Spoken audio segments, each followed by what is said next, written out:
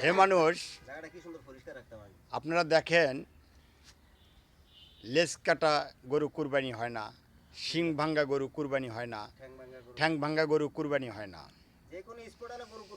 কোনো প্রকার কোনো ক্ষত স্থান থাকলেই কুরবানি হয় না। সূরা বাকারায় স্পষ্ট প্রমাণ, যে বস্তুটা তুমি কুরবানি দেবা নিখুঁত যেন হয়।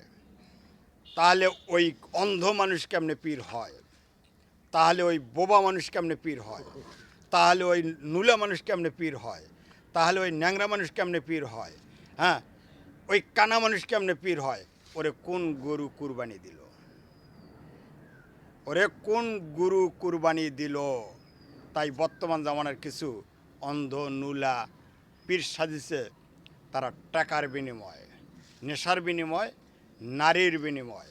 ওই পীর থেকে সাবধান, ওই পীর থেকে সাবধান। ওরা জাহান্নামী। ওদের ভিতরে হুনুক্তাহে রহমানি রহিহু, নোক্তা পরে আলী শক্তি রহিম রহমানের কোনো এলেম তাদের ভিতরে নাই। তাদের ভিতরে হলো ব্যবসা, ব্যবসা, ব্যবসা।